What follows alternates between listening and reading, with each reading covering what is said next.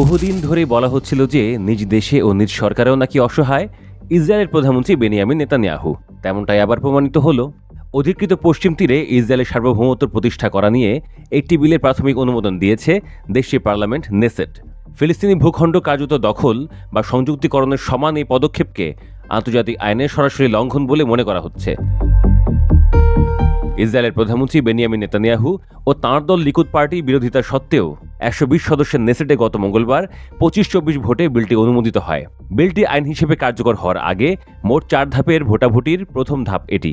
নেসেটের ভোটে দ্রুত প্রতিক্রিয়া জানিয়েছে ফিলিস্তিনি পররাষ্ট্র মন্ত্রণালয়, দেশটির প্রতিরোধ গোষ্ঠী, কাতার, সৌদি আরব, জর্ডান ও যুক্তরাষ্ট্র।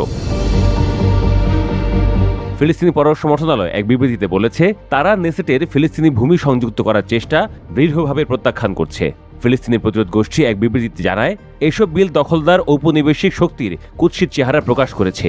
গোষ্ঠীটি আরও বলেছে, দখলদার ইসরায়েলের পশ্চিম তীরের ভূমি দখলে জোরালো চেষ্টা অবৈধ বলে ঘোষণা করা হলো।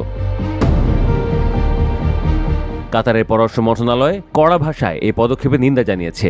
তারা বলেছে, এটি ফিলিস্তিনি জনগণের ঐতিহাসিক অধিকারের প্রকাশ্য লঙ্ঘন এবং আন্তর্জাতিক আইনের প্রতি চ্যালেঞ্জ। জর্ডানের পররাষ্ট্র মন্ত্রণালয়ও নেসেটের ভোটে নিন্দা জানিয়েছে।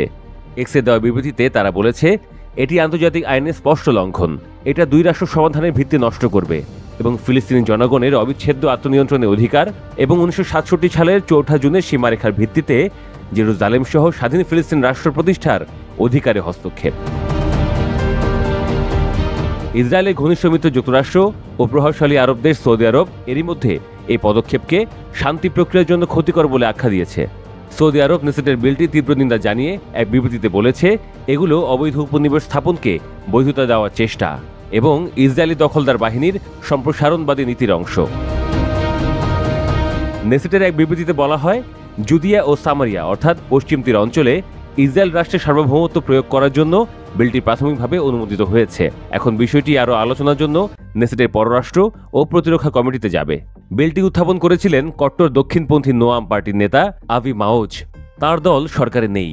বেশিরভাগ লিগুর সদস্য ভোটে অংশ নেননি অথবা ভোটে উপস্থিত ছিলেন না। তবে দলটির একজন সদস্য ইউলে এডেলস্টাইন প্রধানমন্ত্রী নেতানিয়াহুর অবস্থান উপেক্ষা করে বিলের পক্ষে ভোট দেন।